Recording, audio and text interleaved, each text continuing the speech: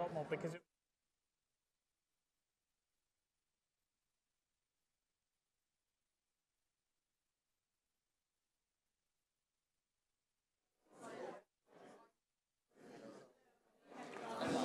Good afternoon, everyone. If you're ready, please take your seats and we'll make a start. gave you the thumbs up. Yeah. Do we have to flick a switch or anything? Okay, perfect. Good afternoon, everyone. Welcome back from the coffee break.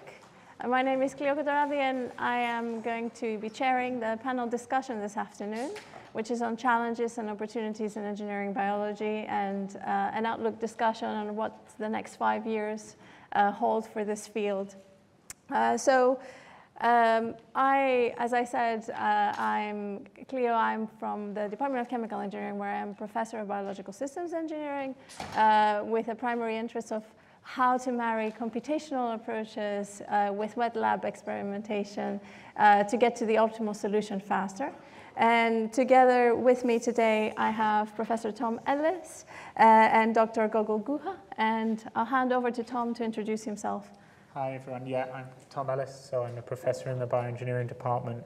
I research synthetic biology and all things synthetic biology from an academic point of view. Hi, everyone. I'm Gogol. I'm the Chief Scientific Officer at Multus Biotechnology. If you don't know us, we work on cultivated meat and specifically creating growth media that can be used to enable advances in the cultivated meat area. And just not to undermine my credibility, but I don't have quite as much experience in this field as my fellow panelists, but I'm very excited to share some of my insights from maybe a more industrial perspective. Perfect. So we have a few questions that we're going to go through and discuss as a panel, and then we'll open the floor to questions from the audience. So the first topic we'd like to explore is that of new technologies in the field, and specifically we would like to discuss which developments in the past 5 years you found the most exciting. Shall we start Maybe I'll with go Tom? first. Yes, yeah. please. Yeah, 5 years, when you're as old as me, 5 years is like just like that, right? So I've got to be careful. If I say CRISPR, then everyone will be like, no. That's like 12 years ago or something now, right? I think obviously one of the things you can't ignore would be the use of AI and machine learning, right? And particularly we've seen in biology, in engineering biology, that has shown fantastic results in terms of being able to predict protein structure. And particularly in the last year or so, that initial kind of wave that came with AlphaFold has led to things more like CollabFold and other things in that wheel space, which really allowing people to start designing proteins. So no longer just about predicting the structure of proteins, but now thinking about designing from scratch using machine learning as an aid, proteins that bind specific things or that can catalyze a reaction that doesn't exist in nature or is suboptimal in nature just by trying to bind a specific intermediate in a pathway. I think that's very exciting, and especially if you kind of match that with the continual emergence of nanobodies and affibodies, these sort of smaller versions of antibodies that are increasingly easy to make through biomanufacturing processes, then it's kind of exciting development there that we can sort of AI design small proteins that can be very good specific binders to do all sorts of reactions. What do you think is missing there from AlphaFold? I have my own thoughts as somebody who's worked on glycosylation for a number of years. Well, glycosylation. Yeah. What do you think is missing there? Because, I mean, having seen some of the presentations, I guess a lot of the predictions are confirmed by proving the opposite. Almost like, okay, if there is let's say, a prediction that a certain deletion will change the function, somebody will make that deletion and then will confirm that functionality is lost. So how do you think we can get to confirmation that the structure is actually correct? Yeah, it's a good question. I mean, I recently was talking to some researchers who, particularly in this space, work on nanobodies and using machine learning in this. And you know, the current kind of like AlphaFold things are very good at trying to narrow down the area to investigate for specific binding of something. Like if you wanted to get like an antibody that was a great target for a receptor on a cancer cell, then it really reduces the space you have to test in for that binding. And what it completely doesn't reduce the space of, though, is if you do get something that's a very good specific binder to some protein, then actually to make use of it in the clinic, there's all these other things. It has to be manufacturable, it has to be easy to express, it has to be stable at all sorts of various conditions, so that it can be handled in the clinic and all those things. So I think we're missing that, right? AlphaFold and those related programs have been fed training data on structures. And so they're very good at structures. And the next sort of 5 years, 10 years will be like, can you put in the data sets on stability, thermotolerance, expressibility, glycosylation. Glycosylation's always the scary one. Right, thank you. How about you, Gogol? What do you think has been the most important development of the past 5 years? Yeah, so I think, like Tom said, AlphaFold and its impact really can't be overstated. I think that it's very hard to ignore the shift that, well, obviously machine learning is having in our lives at the moment. And I think the way it's impacting structural biology and the prediction of protein structure is just incredible. I think maybe to build a little bit on what you were just discussing about the enabling of this technology to actually lead to real breakthroughs in the way that we use these proteins that were either novel or predicted through AlphaFold. I think some additional enabling technologies that are being created right now are in actually looking at single proteins and looking at how they interact with specific ligands that may be predicted to be interacting with a certain binding site within a protein, like Tom was saying. And I think that these technologies have come a long way quite recently, where oftentimes the traditional approaches would require a heavy amount of modification to single proteins in order to be able to actually see what's happening to them when they're interacting with a different molecule. But the more you have to modify a protein, the further away it gets from the actual in silico prediction that you're making using a technology like AlphaFold. So things that require less labeling, like there's some recent technology that's been driven forward quite a bit, which is using light to trap single proteins. And if you know about optical tweezers, classically they're used for larger structures. But the ability to trap a single protein and look at its dynamics and how it interacts with ligands and other molecules, I think this is an incredibly powerful validation technique for something like AlphaFold, where, like you say, they train on data that's already been proven, and that's great. Lots of people put a lot of time into looking at these structures and making these connections. But now, in order to use it for something new, we need to be able to validate quickly and efficiently and build some trust in new results. So we're not, looking at these and saying, oh, it might work, it might not work. So I think in particular, technologies like this plasmonic optical tweezing, like I was mentioning there, or nanopore technologies that can look at single proteins and look at their dynamics, I think these can be very valuable to aid in exactly what you were talking about with AlphaFold. And for somebody who is new to the field, are there any developments in high throughput production technologies for different protein structures or different variations of the same protein, for example, that have mutations or different personalizational modifications? Do we have that capability to investigate this at a single structure level?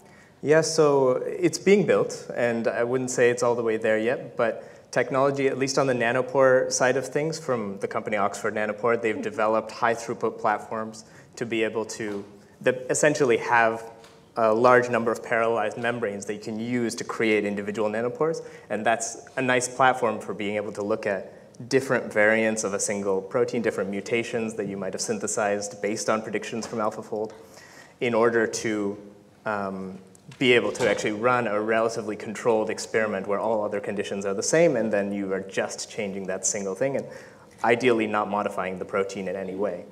I think, at least from my knowledge of the optical trapping side of things, this is a little bit earlier on and less parallelized, but I think there's huge potential for that to be translated into something that a company takes hold of, or with enough effort from enough people or academics who grab hold of this to create a parallelized system, because it's something in principle that there should be no boundary when you're, the optics, if they're set up in a precise enough way, could be parallelized in a way that I think hasn't been achieved yet. So assuming that we can really build on AlphaFold's capabilities and we can have the high throughput experimentation that will allow us to really validate the results, what do you think can be achieved in terms of translation within the next 5-year horizon, Tom? Well, I certainly feel we will get therapeutic molecules that are binders coming out from de novo designed proteins. Obviously, if it's a therapeutic, it'll have to go through regulatory pathways, so it might be 5 years from now, it might be doing quite well in one of the phases of the clinical trials, but maybe not all the way through. I think, there's so much more to a protein than just its structure and its shape. So, like I said, there will be the next set of things to look at.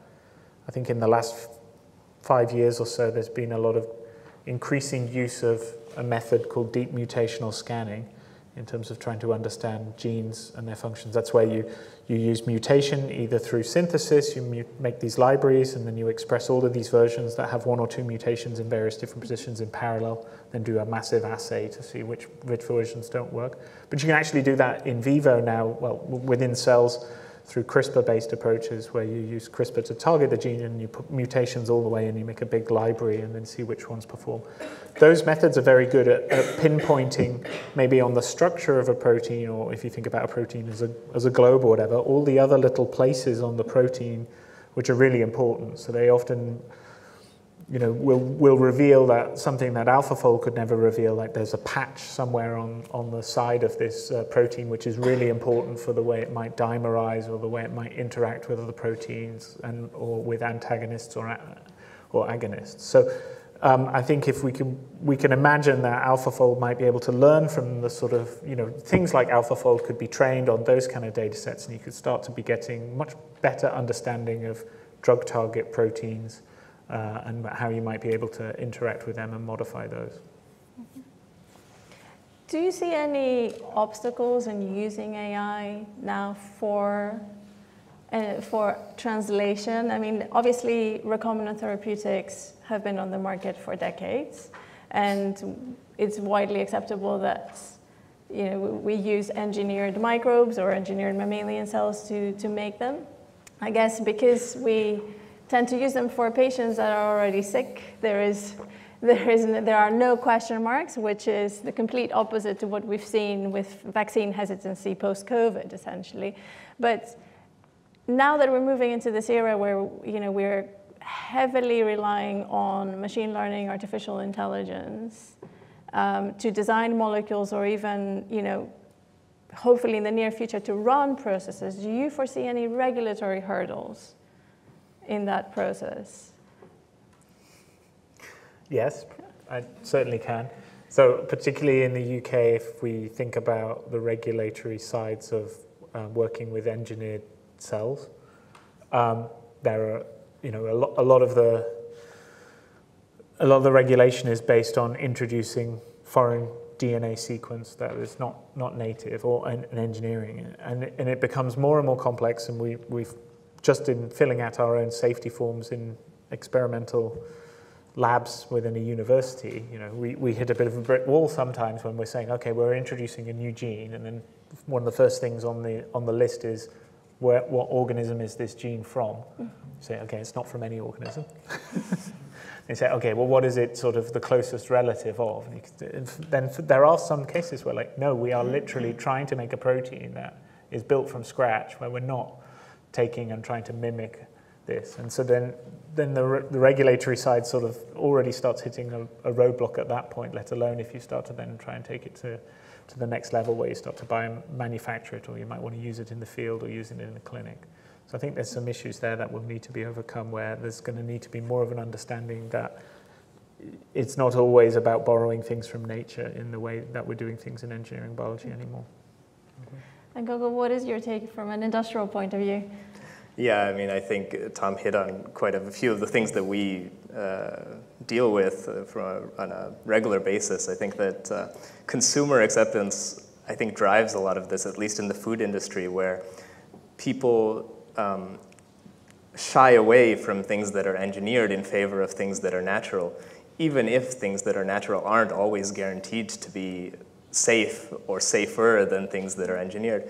But it's very hard to convince somebody of that, because the things that are natural have been around for a long time, and the things that are engineered are completely new and unknown.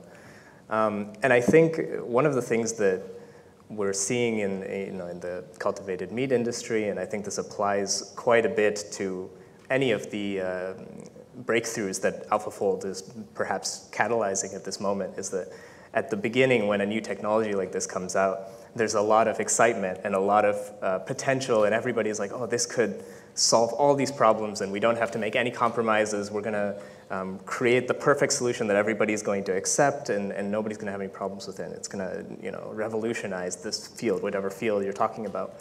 But I think once you get a little bit further forward of that and you start actually doing the applications, you start to realize, oh, it's very difficult to actually solve all the problems without introducing hurdles in terms of, oh, this thing has some regulatory issue because it's from, it's closest to the human genome sequence, and this is something we don't want because, we don't want to introduce this into a therapeutic that you're using with humans, or it's something that's completely unknown and we have no idea how it's going to interact. And I think what we're going to realize is how much effort has to be put in, how much has to be invested into the type of studies that will convince people, because there's really no shortcut to that aspect of it. I think if you have a technology that you think is great, you could prove it to yourself and feel very confident in it, but to gain mass consumer acceptance, you have to do the studies. You have to design safety and regulatory studies that you can create and publish that people will look at it and say, okay, I believe it now, where I didn't maybe believe it as much before. And I think that's perhaps the only way to really address some of these challenges. Mm-hmm.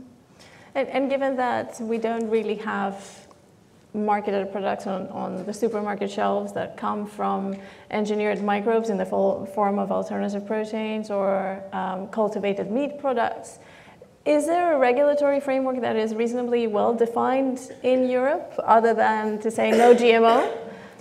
Yeah, I think that it's challenging because every country, every group of governing bodies has their own frameworks, their own things that dictate how you should operate, and you're trying to find for us at least, as a mostly scientific company, you're trying to find the best approach that addresses the biggest portion of the market so that we can get in somewhere, rather than trying to make it work for everyone. So I think largely for us, that's been looking at the FDA, because they're, in a lot of ways leading the pack in terms of at least the way that they've been approached and the direction that the conversations are going are a little bit further forward than some of the European governing bodies.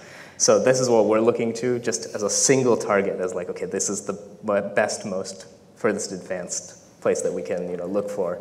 And they have, because these conversations have been going on for some time with companies like Upside Food, there are, it's basically forcing the creation of actual standards that people can meet. Because, yeah, this is completely new for everybody. Nobody has anything in place. We have to create it. And I think the people that are pushing this forward, the cultivated meat companies, at least in this area, are making those happen by advancing those conversations. I mean, regulatory, it's just a nightmare, right? Well, it is. I think it's different in every different country. I'd say, from what I've experienced and seen with people who've tried to get engineered microbes as biosensors against arsenic approved for EU regulations, I'd say it seems EU is mostly probably the hardest. I mean, the EU grew out of basically a cartel of European farmers trying to fix prices so they didn't compete against each other. So as long as it's in the interests of the traditional farmers of Europe, then it really gets a lot of support within the EU, and anything that is not within that sphere is difficult. And it doesn't even have to be engineered, right? So I heard a case recently, there's a lot of great potential use of filamentous fungi as meat replacement. But a lot of the same organisms for this filamentous fungi in their fruiting body form are pathogenic, but that never happens in the cultivation and then sterilization of them to make these products. But because of that, it's basically going to be very hard to bring them to market because there's legislation in Europe that really strongly controls these organisms just because of one particular phase in their lifestyle, that they are related to pathogens in that respect. I think in the UK, we tried to sort of steering something a little bit different to the EU, but at the moment, it's not that different. There was this really exciting act that I think was brought in, Precision Breeding Act, which was to say that we wouldn't consider something a GM if it contained a variety of mutations that were the sort of mutations that might happen naturally anyway, and then you could just use traditional breeding methods through mutants to then eventually get to that. That was passed by all of the various parties, but unfortunately with the election just called, the legislation won't go through and it'll have to be moved till later in the year or next year. I think the one thing that was a bit sad about that act is it only covered plants in the end. And I think they missed a real trick there, especially with the interest in plant-based or non-meat-based foods, that they could also include fungal kingdom as well, which a lot of the foods, such as corn, a classic vegan food, is from fungal sources instead. It'd be great if they included microbes in that as well, but we'll see. So we've talked about biopharma, we talked about alternative proteins, cultivated meat, a little bit about environmental sensing. Do you see any other fields where engineering biology could have an impact in the near future? Somewhere where we could see translation that might actually reach society? I mean, I'll just jump in here first, sorry. Yeah, please. I came back from the big SynBio conference this week in the US, and the amount of groups that were no longer doing something to do with E. coli or yeast and metabolic engineering. So many of the presentations were like biosensing in soil, biosensing in wastewater, sensing on plants, right? So it's definite, real good application. I think if we go back to one of the original questions, what has happened in the last 5 years, I think one thing that's been amazing in synthetic biology in the last 5 years is the diversification into non-model organisms, thinking we can't just engineer E. coli to be the Swiss Army knife and tackle everything. It's going to be better if we find organisms that we can engineer that are experts at living in certain niches and doing certain things. And I think sensing is something really interesting that you can do, sensing and recording the environment in all sorts of places. Yes, and probably a combination with what Claudia was talking about before, right? So if we can sense, can we also respond in the environment where we see a pollutant or whatever it may be that we're trying to detect? Yeah. Gogol, how about you? What other fields beyond cultivated meats? Sure, I'll go a little bit into my own background because I see a bit of a connection there. This also connects a little bit with the talk that Claudia did less than an hour ago. I see a certain potential to, and I've always been very interested in the ability to mimic what is happening in nature, because nature has obviously been evolving for millions of years and has created some incredible organisms that are able to do things that are difficult for us to replicate in synthetic systems, but with the right engineering tools that we may be able to achieve things that perhaps haven't been able to be achieved before, but would potentially be quite valuable. The very classic example of this that I really like to go to is the electric eel, which is something that is capable of creating a huge amount of electricity within its biological system, even though, this is something that, perhaps from just a naive point of view, you'd think, oh, it's just a biological organism. How could it be so powerful that it's, generating a kilowatt of energy from just its cells, or our cells? Obviously electrical potentials in our cells drive a lot of function within the body, but we're not, shocking things when we touch them and, defending ourselves in that way. So I really like the idea, and I'm not going to say this is particularly practical at this stage, but I very much like the idea of using synthetic biology and creating mimic protocells that are capable of doing what cells within biological organisms like this are capable of doing. And a lot of this, in the case of the electric eel, is using pumps and across the membrane to establish these potentials, and using a certain geometry in order to create something that's greater than the sum of its parts, let's say. And I think and experts in this field might say this is crazy, but I would like to think that with some amount of effort, you could create a very similar type of system using individual cells that are synthetically engineered. And that could be something that you could use to create electrical system, an energy storage system that could be compatible with the human body in ways that you don't necessarily want to put a lithium-ion battery into your own body in order to power something like a pacemaker, but something that's synthetically engineered, you could easily imagine that. I think it's same for drug delivery. Sorry, go ahead. I'm glad you weren't going down the route of electric shocking people. Yeah, that's turning it into a comic book film, I think. There's an author on my street who wrote a book where people gain the ability to electric shock people through natural reasons. Became some Amazon series, I think. If you want to do that, the research, the space is wide open. So it'll be fun. Don't hold back. Actually, that's a good cue for our final question for this initial discussion, which is, what advice do you have for the younger members of the audience that are perhaps doing their masters or at the early stages of their PhDs, considering a career in engineering biology? Yeah, absolutely. So from my own context, I was finishing up my PhD about 4 years ago. And at that time, I was working, I was doing a PhD in physics. So it was quite removed, like I sort of alluded to at the beginning of the talk, from the engineering, biology, and synthetic biology type work that I'm now a little bit more interfacing with. So I think, even if, obviously everybody here is probably quite interested in this topic, but even if you weren't, it's quite easy to get into these things if you're opportunistic enough and open-minded enough to find and look for the opportunities that present themselves. Oftentimes this can be through looking at either academics or industrial companies that are working in spaces that you're interested in. Obviously, events like this where you can network and talk to people who are involved in these types of work are very helpful with that kind of approach. The internet is your friend. There's incredible resources, and also, people who work in at least, companies like ours, they like it when they're approached because it shows a certain amount of proactivity. You're not just sitting back and waiting. You're trying to, perhaps what you're looking for, and you're open to going for it and starting a conversation.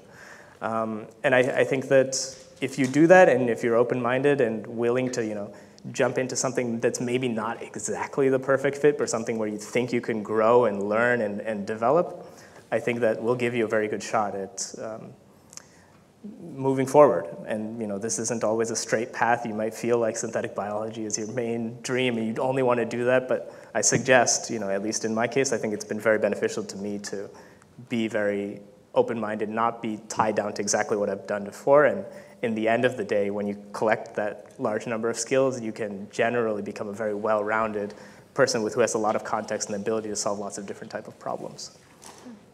What are your thoughts, Tom? Okay, well, yeah, I've been training people for nearly 15 years right here. So I've got two. One is a really practical one for people doing research in this space and maybe beginning a PhD or something like that in synthetic biology or engineering biology. And that will be like that. Every time you do an experiment, you've got your tube of cells or something. And so the thing to remember is the unit of biology, the unit of your experiment is its cell, right? It's one cell. And it's basically impossible to just work on one cell. So you're always going to be working at least with several thousand cells. So you should be thinking about whatever experiments you're doing, try to be thinking about doing 1,000 or 10,000 experiments at the same time and come up with some smart way with barcoding and DNA analysis or something like that, so that every time you use that tube, you create as much data as possible. So you don't try to go for one design at a time. So we call that kind of combinatorial or multiplex experiments. And I think that's really become the trend now, and everyone should be thinking in that way. A less sort of practical one and a more sort of lifestyle one is try to be a connector. Like, don't think about, I'm going to join this research group and work under the supervision of this one person and that they're going to train me. It doesn't really work that way in real life. Like, the best people and the best projects come from going to multiple different research groups and the student themselves being proactive and saying, okay, I'm going to take the thing from this person and the technology from there, and they make the connections themselves. I think a great example of this, I mean, we see it more and more in the UK systems of having rotations, but in the US system, it's very popular to have rotations. It's been the standard for a while, and a great example of this is this guy, Stanley, who's doing his PhD in the Bay Area, and in his PhD, he came up with this tool we all use called DCAS9. We had a whole talk about it from Kyla earlier, right, DCAS9.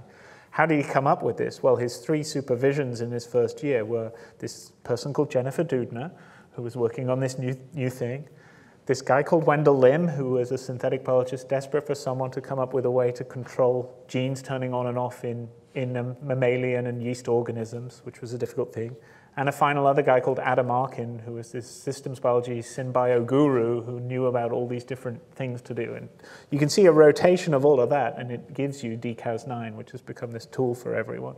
And so I think there's a lot of benefit there if you're a researcher on making sure you're sort of hanging around with multiple different groups and supervisors and bringing different things together from that. Yeah, and I think the main message there was that all the supervisors were from slightly different disciplines, which is what engineering biology is about, because you're no longer talking about life sciences and engineering, you're talking about a combination and a fusion.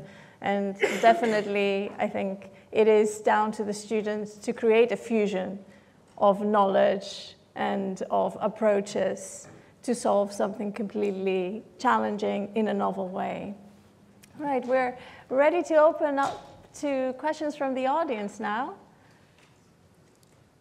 Yep, we'll just wait for the microphone so that people who are joining us online can hear the question. Hello, thanks for the opportunity. So I wanted to ask about something that was mentioned before about large-scale AI models, particularly in synthetic genomics. And obviously these AI models are kind of sometimes referred to as black boxes, right? And I was wondering whether some kind of more mechanistic or mathematical models, more mechanistic-driven kind of theoretical input could be merged with this powerful kind of data-driven models by AI, and whether you see some kind of synergy where you can perhaps minimize the black box behavior of this or characteristic of these large-scale models with more so mechanistic or mathematical input. Okay, maybe I could answer this. So there has been a lot of effort in the past 20 years to get mechanistic models that can help describe why certain DNA or RNA sequences, when put into cells, instruct things like gene expression, like how much transcription and how much translation there are, to be specific levels. And some of those have been really successful and highly used, but a lot of them, there's always a need to make the model more and more complex and feed it more and more data for it to be able to understand and also account for the edge cases. So things like sequences like hundreds of bases away that somehow have a big effect that you weren't taking into account. Now, more recently, obviously, there's things like neural network-based approaches, deep learning, which can take the big data sets and achieve the same thing with no mechanistic model considered. And actually, in many cases, they do it better than the ones with the mechanistic model. So there's a bit of a tension there of where we should go. Should we completely abandon the mechanistic model because it's just too much difficulty to think about it? And we are starting to see some researchers sort of go back and look to see how the learning worked and try to, the deep learning work, and try to sort of make interpretable models from that and bring it together. But at the moment, I'll be frank, everyone's a bit lazy, and if someone just comes along and says, oh, here's this thing, just feed it the data and it's better, then that's what people will do. And for me personally, I'm starting to think less of DNA as something which we need to understand the mechanisms for, and thinking it more like just a foreign language that we just need to learn how it's written and how it's spoken. And actually, if you think in that way, then we don't really use mechanistic models that much anymore for translating one language to another. We just use these machine learning methods which can do it really, really well. I guess I can offer an opposing view as a modeler. I would have to say that although I agree that there is information in the data that we may be missing the context of in a mechanistic sense. That's fine. I think the main hurdle is that quite often we don't collect information at multiple levels to a scale that would be large enough to give us insights into intermediate steps in a mechanistic network of events, right? And so if we were to generate that information, there is no reason why we could not have physics-informed data-driven models. So we can start building structures. And I think that is going to be key for correct interpretation, if I am honest. I'll give you one example. As I mentioned earlier, I work on glycosylation, and for a long time we've been looking at glycans as biomarkers for disease. Okay? Now, if you look at how glycans are made, we know the reaction mechanisms, and we know they are highly dependent. The structures are highly dependent. So if you see a particular structure, it needs to have gone through a processing pathway that is very well described. If you see less of it, it means another glycan structure has to emerge somewhere else. Okay? The other thing is that when we analyze through mass spectrometry, capillary electrophoresis, when we analyze this data, we assume that the protein that we're trying to analyze, every single protein has glycans, okay? So that creates another correlation that comes from the analysis, right? So we are talking about compositional data. If you go through the approach of building an ANN, and we have done this, we have proposed this, but if you go through the approach of building an ANN, there is no guarantee that the total sum is going to be 100%, which is what your assumption is, that you don't have macroheterogeneity. Or maybe you have quantified the macroheterogeneity. But the sum needs to be conserved, right? However, you can move to data-driven models that have some information about the network, which you know, so something like graphical neural networks, so a physics-informed approach that will guarantee that the results will always observe that sum being 100%. So I just think it's about getting enough data at every level to be able to interpret. And I think that is key for biomanufacturing, because as we go forward, so let's say we're making these de novo predictions about novel structures that can be used as therapeutics, but we need to make these structures, right? Several grams, kilograms of these structures potentially, or we need to make it on an individual patient basis, but we need to be able to produce it. And we need to know where the bottlenecks might be, especially when the structures are non-natural. Yeah. Questions?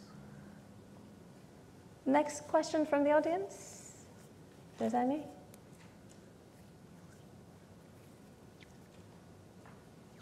They're all so shy.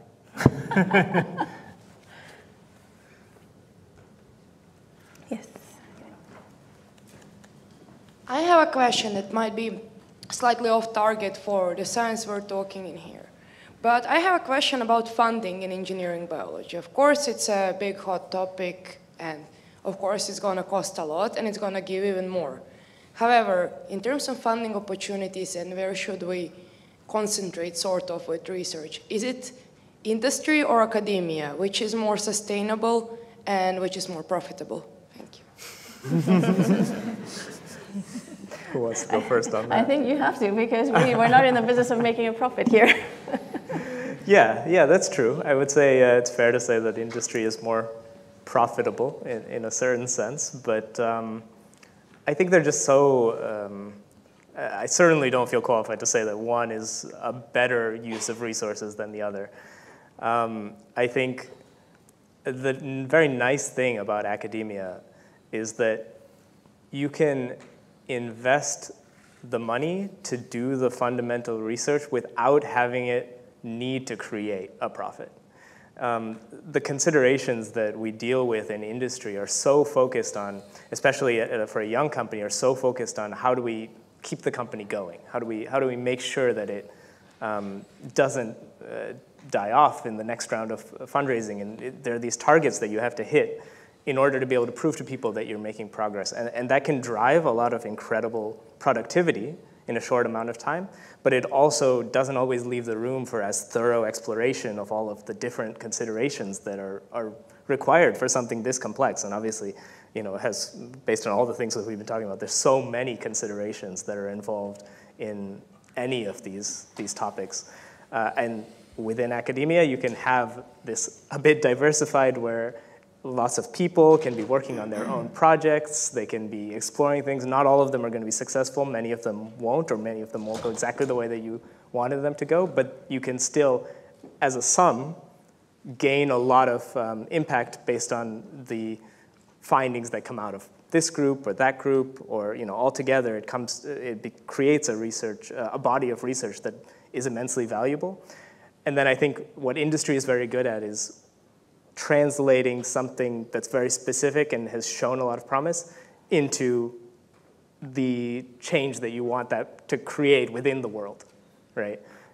Sometimes academia will get stuck at a stage where it's like, okay, now we've got all of this findings, it's very interesting, what do we do with this? And you need then that focused body within industry to say like, okay, I'm gonna push this forward and make this into the product that people are actually going to use in the real world. So sorry if it doesn't very well answer your question in a very specific way, but these are my thoughts on that topic. I'll say, I know all universities in the UK are non-profit, but it's well established that I think for every pound invested into research in academia, then it's worth about £3 or £4 back for the UK economy. In terms of driving innovation, attracting talent here, getting companies here. So it's always a good investment to invest in research universities, and of course I'm going to say that. And so we always want more money, so yeah, give us more money. But there is also a lot of debate at the moment in engineering biology where the UK should prioritize investment. The current government and hopefully the next government have talked about 200 million a year investment over the next 10 years to try and drive the bioeconomy. And I see a big problem in the UK and in most other countries in this space is a lot of what engineering biology can offer is moving existing industries into instead using biology to make the same products or better versions of the same products. Now, if you invest in biotech, you might know that maybe if you have a lot of money and you invest that spread over 10 biotech companies making drugs or things to go into the clinic, 9 of them will fail. One of them will get to phase 2, get bought by a big pharma, and you'll get all of your money back, right? And when I say a big pharma, I mean a pharma company, not like a really big guy in a field. But then there's all these other applications with engineering biology where it might be like a guy in a field has to take it on, right? And so if you think about one great thing you might do with engineered biology, it might be get bugs, microbes to ferment and produce the precursors to some of the more complex and expensive plastics that instead we have to make through really polluting ways from petrochemicals. The UK has one of the biggest plastic companies in the world called INEOS.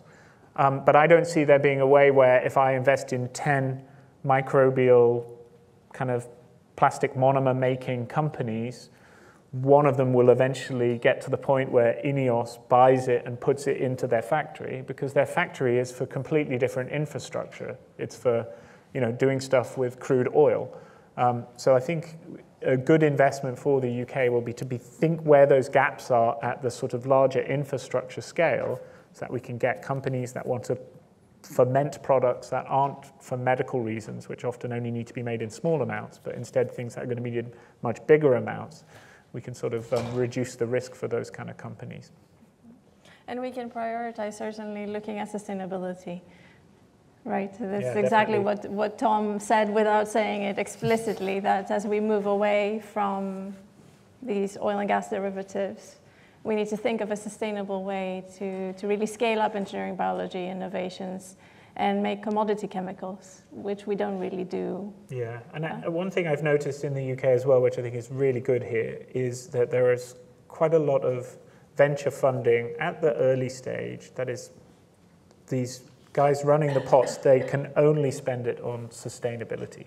right? And so they're really driving them to think away from just like, okay, let's just invest in another checkpoint inhibitor drug or something like that. And they're instead looking at companies like Multus and all sorts of companies in all sorts of diverse spaces like bioconcrete and reduced CO2 emissions, left, right, and center.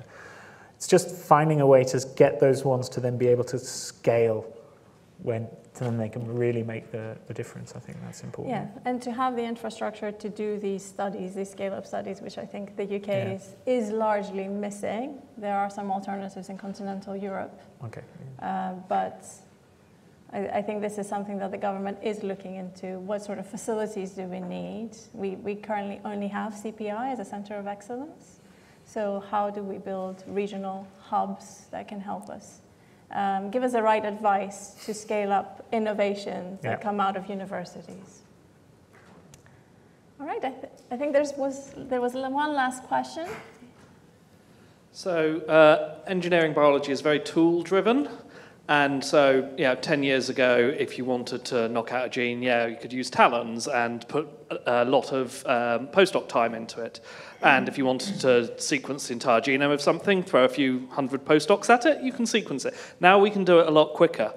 So if you have, rather than infinite numbers of postdocs to throw at a problem, we'll develop the tools to come up with that. What are the actual things that you can't do with an infinite number of postdocs? What is the tool that will be a complete step change in engineering biology that will allow us to do stuff that isn't just a resource constraint, it is just a fundamental, we can't do this now, but want to? I'll answer this from a slightly different perspective. I was asked, why isn't engineering biology as easy as AI? At a House of Lords inquiry recently, and the answer is because if you want to do a startup in AI, where do you begin? You open up your laptop, and then you buy compute from Amazon Web Services or whoever, right?